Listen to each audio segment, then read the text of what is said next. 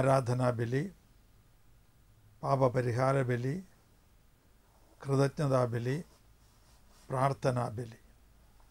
4 നിയോഗങ്ങൾ. നമ്മൾ അൾത്താരയിൽ അർപ്പിക്കുന്ന ബലി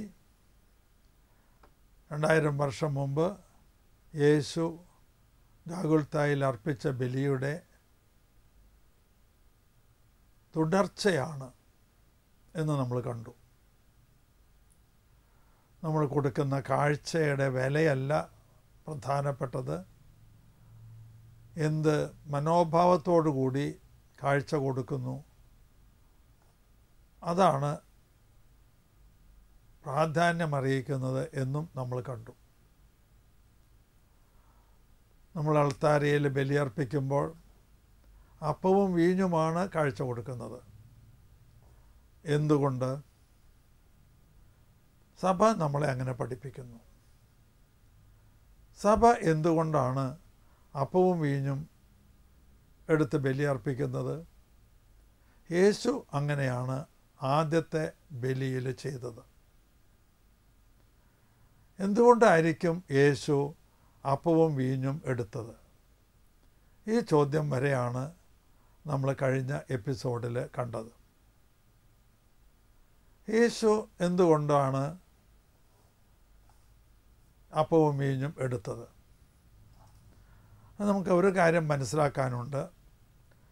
ബലിവസ്തു ഒരു പ്രതീകമാണ്. അതാണ് നമ്മൾ മനസ്സിലാക്കേണ്ടത്.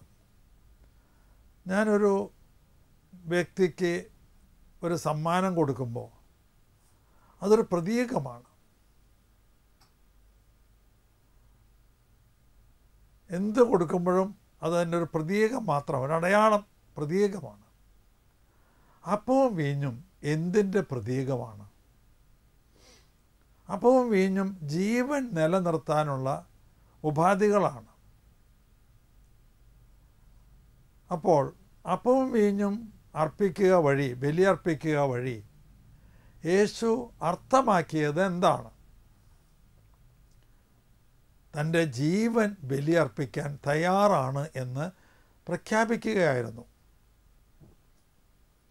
അപ്പവും വീഞ്ഞും എടുത്തതിൽ നിന്ന് യേശു പ്രഖ്യാപിച്ചത് ഇതാണ്: എൻ്റെ ജീവൻ ബലിയർപ്പിക്കാൻ ഞാൻ തയ്യാറാണ്. അത് തന്നെയാണല്ലോ പിറ്റേ ദിവസം അദ്ദേഹം ചെയ്തത്. അവിടുന്ന് ചെയ്തതും അത് തന്നെയാണല്ലോ. അപ്പോൾ നമ്മൾ അർപ്പിക്കുന്ന വസ്തു നമ്മൾ ചെയ്യാൻ പോകുന്ന പ്രവൃത്തിയുടെ പ്രതീകമാണ്. അപ്പവും വീഞ്ഞും ജീവൻ നിലനിർത്താനായിട്ട് ഉള്ള വസ്തുക്കളാണ് എന്ന് പറഞ്ഞു. ഇത് ഞാൻ ഒരിക്കൽ ക്ലാസ്സിൽ കുട്ടികളോട് പറഞ്ഞുകൊണ്ടിരിക്കുമ്പോൾ ഒരു കുട്ടി എന്നോട് ചോദിച്ചു, അങ്ങനെയാണെങ്കിൽ മാഷേ അപ്പവും വീഞ്ഞും തന്നെ എടുക്കണമായിരുന്നോ? ആപ്പിളും കുറച്ച് വെള്ളവും എടുത്താൽ മതിയായിരുന്നില്ലേ?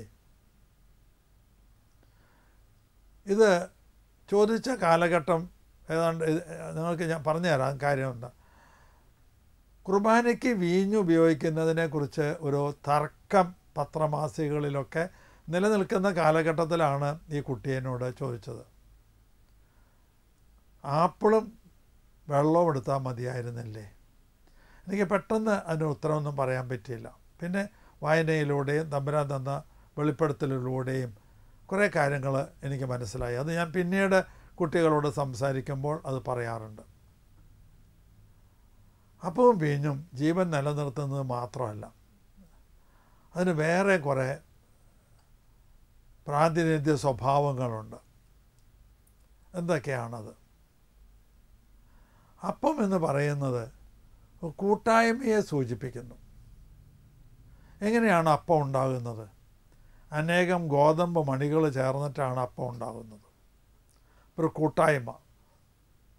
വീഞ്ഞുണ്ടാകുന്നതും അങ്ങനെ തന്നെയാണ്, കൂട്ടായ്മയിലൂടെയാണ്. ഒരുപാട് മുന്തിരി കൊലകളിൽ നിന്നാണ് വീഞ്ഞുണ്ടാകുന്നത്. അപ്പോൾ യേശു കൂട്ടായ്മയെ സൂചിപ്പിക്കുന്നു എന്ന് ഈ ബലിയിലൂടെ കൂട്ടായ്മയെ സൂചിപ്പിക്കുന്നു. യേശു നമ്മളോട് ബലി അർപ്പിക്കാനായിട്ട് വരുമ്പോൾ കൂട്ടായ്മയിൽ ബലി അർപ്പിക്കണമെന്ന് ആഗ്രഹിക്കുന്നു എന്നാണ് അതിൻ്റെ അർത്ഥം. ഇത് മാത്രമല്ല, യേശു കൂട്ടായ്മയ്ക്ക് ഒരുപാട് വാല്യൂ കൊടുക്കുന്നുണ്ട് എന്ന് യേശു പഠിപ്പിച്ച പ്രാർത്ഥനയിൽ നിന്ന് മനസ്സിലാവും. ശിഷ്യന്മാർ യേശുവിനോട് പറഞ്ഞു, ഞങ്ങളെ പ്രാർത്ഥിക്കാൻ പഠിപ്പിച്ചു തരണമെന്ന്. യേശു പഠിപ്പിച്ച പ്രാർത്ഥന സ്വർഗസ്ഥനായ ഞങ്ങളുടെ പിതാവേ എന്നാണ്. സ്വർഗസ്ഥനായ എൻ്റെ പിതാവേ എന്ന് പ്രവർത്തിക്കാനല്ല പഠിപ്പിച്ചത്, സ്വർഗസ്ഥനായ ഞങ്ങളുടെ പിതാവേ എന്നാണ്. എന്ന് മാത്രമല്ല, ആ പ്രാർത്ഥനയിൽ ഞങ്ങളുടെ എന്നുള്ള വാക്ക് നിങ്ങൾ ശ്രദ്ധിച്ചിട്ടുണ്ടോ എന്ന് എനിക്ക് അറിഞ്ഞുകൂടാ, 8 പ്രാവശ്യം ഉപയോഗപ്പെടുന്നു. ഞങ്ങളുടെ എന്നുള്ള വാക്ക് 8 പ്രാവശ്യം ചേർത്തിട്ടുണ്ട് ഒറ്റ വാചകത്തിൽ. യേശുവിൻ്റെ വ്യക്തിത്വം പഠിക്കുമ്പോൾ നമുക്ക് മനസ്സിലാവുന്ന ഒരു കാര്യം, യേശു ആവശ്യത്തിന് മാത്രം വാക്കുകൾ ഉപയോഗിക്കുന്ന ഒരാളാണെന്നാണ്. എന്നാൽ ഇവിടെ 8 പ്രാവശ്യം ഒറ്റ വാചകത്തിൽ അത് ഉപയോഗിച്ചപ്പോൾ യേശു ആ കൂട്ടായ്മയ്ക്ക് അത്രയേറെ പ്രാധാന്യം നൽകുന്നുണ്ട് എന്ന് വ്യക്തമാവുകയാണ്. ഒന്നാമത്തേത് കൂട്ടായ്മയെ സൂചിപ്പിക്കുന്നു. എത്ര ആളുകൾ കൂടിച്ചേർന്നുള്ള ഒരു ബലിയാണോ അത്രയും ആ ബലിക്ക് ശക്തി കൂടും എന്നാണ് ഞാൻ പറയാം. അപ്പോൾ പെരുന്നാൾ കുർബാനകൾ ഉണ്ടല്ലോ, അതിനൊക്കെ വാല്യൂ വളരെ കൂടുതലായിരിക്കുമെന്നാണ് എനിക്ക് തോന്നിയിട്ടുള്ളത്. ഞാൻ ചിന്തിച്ചിട്ട് മനസ്സിലാവുന്നതാണ് എനിക്കിത്. ചിന്തിച്ചാൽ മനസ്സിലാവുന്ന അത്രയും സിമ്പിളാണോ അല്ലയോ എന്നെനിക്ക് അറിഞ്ഞുകൂടാ. പക്ഷേ എൻ്റെ ഒരു അഭിപ്രായം ഇതാണ്. ഒറ്റയ്ക്ക് ഒരു വൈദികൻ ഒരു കുർബാന അർപ്പിക്കുകയും ഒരു ശുശ്രൂഷയുണ്ട്, അതിനേക്കാളൊക്കെ ഏറെ പ്രാധാന്യം ഉള്ളതാണ് അനേകായിരങ്ങൾ ചേർന്നുള്ള കുർബാന. തിരുനാൾ കുർബാനകളുടെയൊക്കെ പ്രാധാന്യം അതാണ്. ദൈവാനുഗ്രഹം ആ സമയത്ത് ഒരുപാട് ഒഴുകി വരുന്ന സമയമായിരിക്കും. അതുകൊണ്ട് തന്നെയാണ് ഇത് ജനങ്ങൾ മനസ്സിലാക്കിയിട്ടോ അവർക്ക് ഒരു വിശ്വാസമുള്ളത് കൊണ്ടായിരിക്കണം പലരും തിക്കും തിരക്കും കൂട്ടിയിട്ടാണെങ്കിലും പെരുന്നാൾ കുർബാനകൾക്കൊക്കെ അണയുന്നത്. അപ്പോൾ 1 കൂട്ടായ്മ. 2 അപ്പം രുചിയുള്ളതാണ്, അപ്പം പോഷകാംശമുള്ളതാണ്, വീഞ്ഞ് രുചിയുള്ളതാണ്, പോഷകാംശമുള്ളതാണ്, അത് ലഹരി പിടിപ്പിക്കുന്നതാണ്. കുറേ നന്മകൾ അതിനുണ്ട്, കുറേ നന്മകൾ. അത് മെഡിസിനൽ ആയിട്ടുള്ള ഒന്നാണ് വീഞ്ഞ്. അപ്പോൾ പല നന്മകളുള്ള. അപ്പോൾ നിങ്ങൾ ബലി അർപ്പിക്കുമ്പോൾ നിങ്ങളുടെ ജീവിതത്തിലുള്ള എല്ലാ നന്മകളും ബലി അർപ്പിക്കണം എന്നാണ് ഉദ്ദേശിക്കുന്നത്, യേശു ഉദ്ദേശിക്കുന്നത്. നിങ്ങളുടെ ജോലി, നിങ്ങളുടെ ശമ്പളം, നിങ്ങളുടെ വീട്, നിങ്ങളുടെ കാറ്, നിങ്ങളുടെ ആരോഗ്യം, നിങ്ങളുടെ മക്കൾ, നിങ്ങളുടെ ജീവിത പങ്കാളി, ഇതൊക്കെ നിങ്ങളുടെ നന്മകളാണ്. ഒരുപാട് നന്മകളുണ്ട്. അതെല്ലാം ബലി അർപ്പിക്കാൻ യേശു ആഗ്രഹിക്കുന്നു. ഇതുപോലെ തന്നെ അപ്പം ഉണ്ടാകുന്നത് എങ്ങനെയാണ്? ഗോതമ്പ് മണികൾ മെതിച്ചെടുത്ത് അത് ഉണക്കി പുഴുങ്ങി വീണ്ടും ഉണക്കി ഇടിച്ച് പൊടിച്ച് വറുത്ത് തീയിൽ ചുട്ടാണ് അപ്പം ഉണ്ടാകുന്നത്. ഇതൊക്കെ സിംബോളിക്കാണ്. നമ്മൾ ജീവിതത്തിൽ കടന്നു പോകുന്ന കഷ്ടപ്പാട്, ദുഃഖങ്ങൾ, ദുരിതങ്ങൾ, വേദനകൾ, ഇതെല്ലാം ബലിയർപ്പിക്കണമെന്ന് തന്നെയാണ് യേശു ആഗ്രഹിക്കുന്നത്.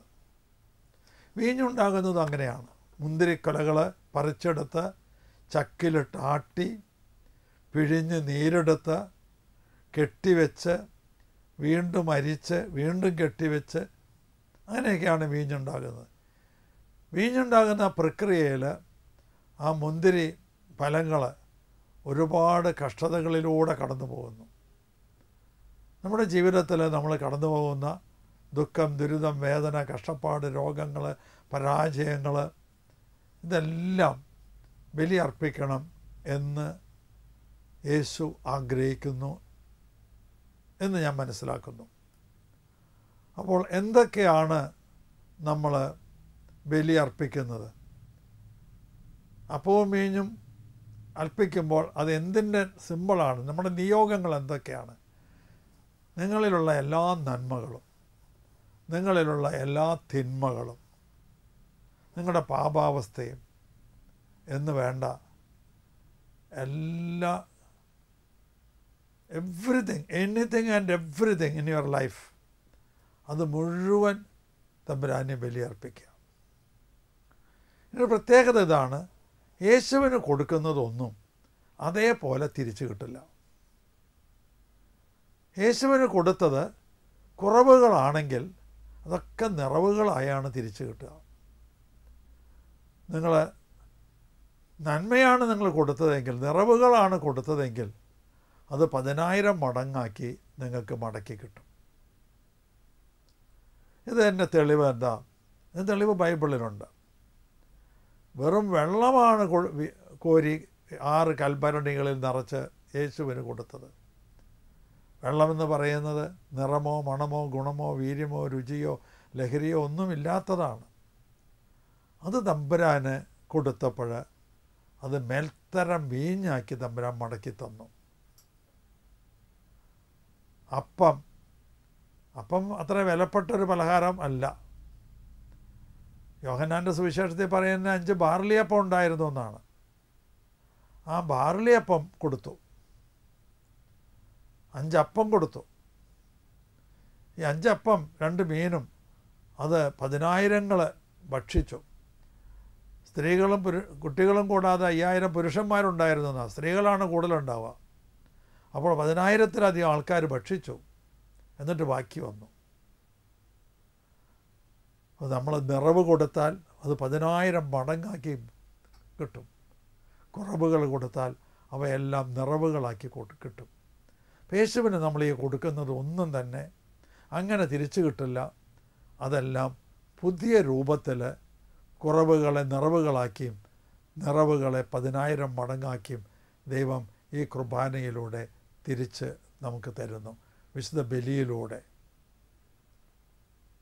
ഇതെപ്പോഴാണ് നമ്മൾ കാഴ്ചവെക്കേണ്ടത്? കാഴ്ച കൊടുക്കേണ്ടത് എപ്പോഴാണ്? കാഴ്ചവെപ്പ് എന്ന് നമ്മൾ പറയുന്ന ഒരു ഭാഗമുണ്ട്. ആ സമയത്താണ് നമ്മൾ കൊടുക്കേണ്ടത്.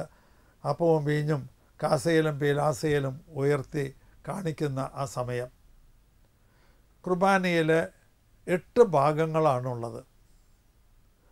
ഒന്നാമത്തേത് ആമുഖ ശുശ്രൂഷ, രണ്ടാമത്തേത് വചന ശുശ്രൂഷ, മൂന്നാമത്തേത് ഒരുക്ക ശുശ്രൂഷ, നാലാമത്തേത് കൂദാശ അല്ലെങ്കിൽ അനാഫറ, 5 അനുരഞ്ജന ശുശ്രൂഷ, 6 വിഭജന ശുശ്രൂഷ, 7 ദൈവ ഐക്യ ശുശ്രൂഷ, 8 സമാപന ശുശ്രൂഷ.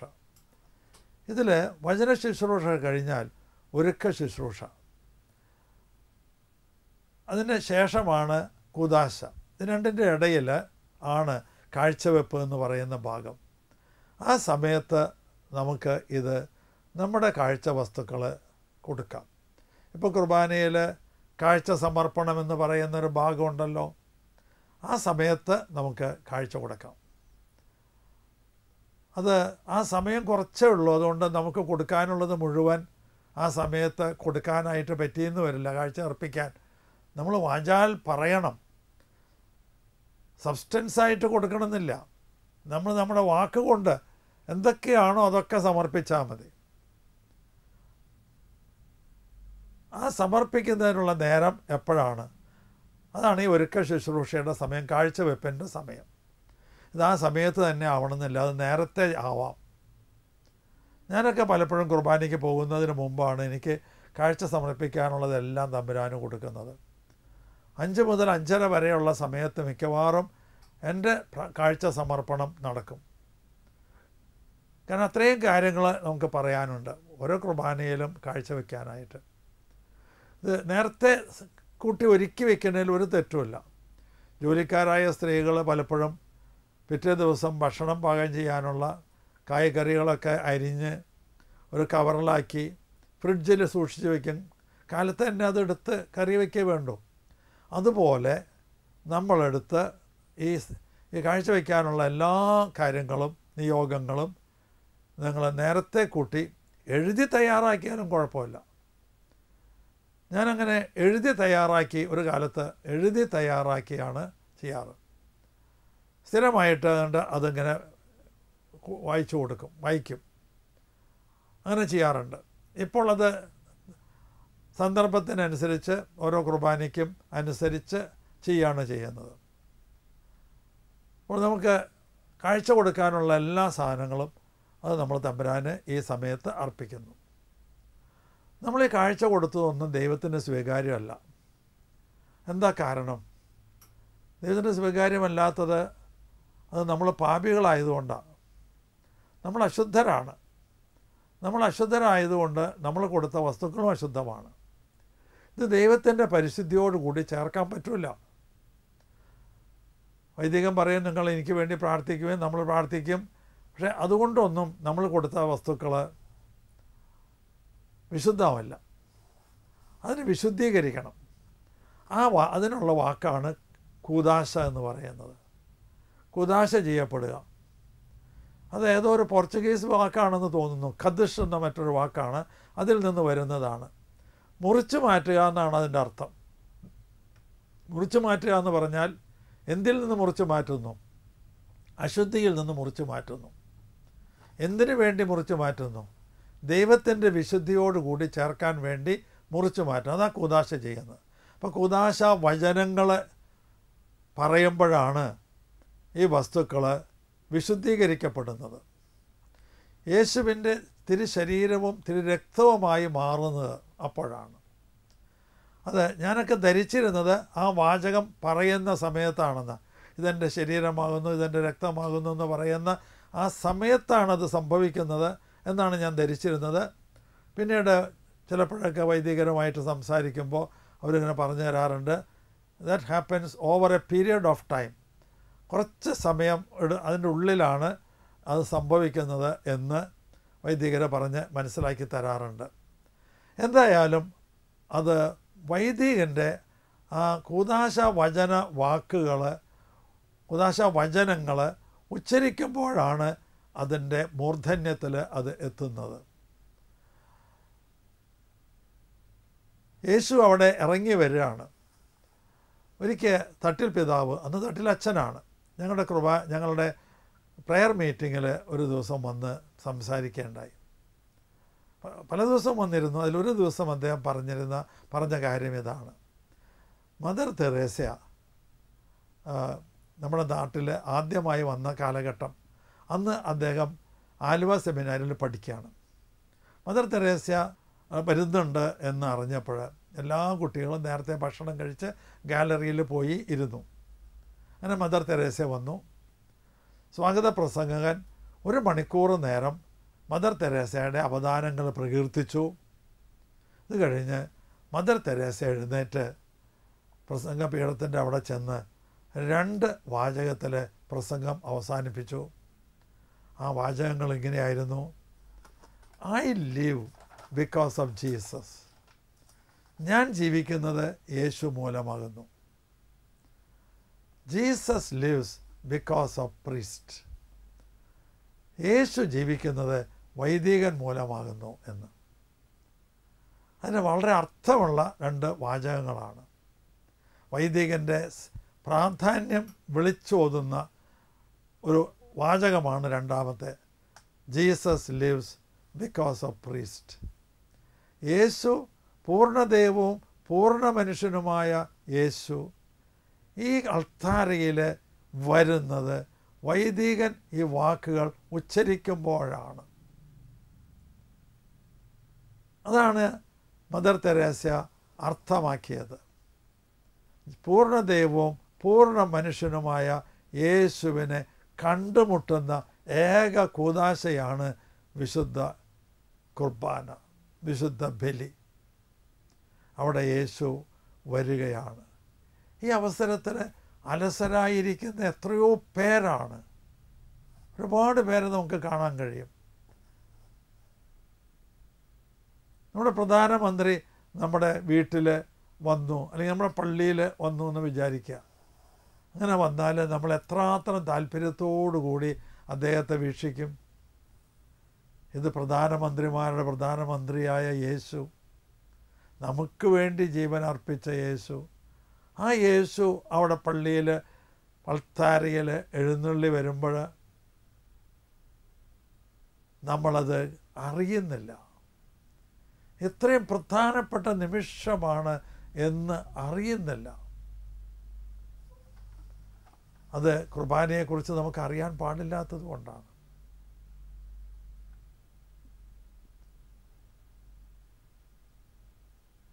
ഞാൻ നേരത്തെ സൂചിപ്പിച്ചതുപോലെ, കഴിഞ്ഞ എപ്പിസോഡിൽ സൂചിപ്പിച്ചതുപോലെ, അന്ധന് കാഴ്ച കൊടുത്ത യേശു, ബധിരന് കേൾവി കൊടുത്ത യേശു, ഊമന് സംസാരശേഷി കൊടുത്ത യേശു, പിശാച് ബാധിതനെ സൗഖ്യപ്പെടുത്തിയ യേശു, അപ്പം വർദ്ധിപ്പിച്ച യേശു, വെള്ളം വീഞ്ഞാക്കിയ യേശു, കടലിന് മീതെ നടന്ന യേശു, കാറ്റും കൂളും ശമിപ്പിച്ച യേശു, ലാസറിനെ ഉയർപ്പിച്ച യേശു അവിടെ എഴുന്നള്ളി വരുന്നു. എന്തിനു വേണ്ടി?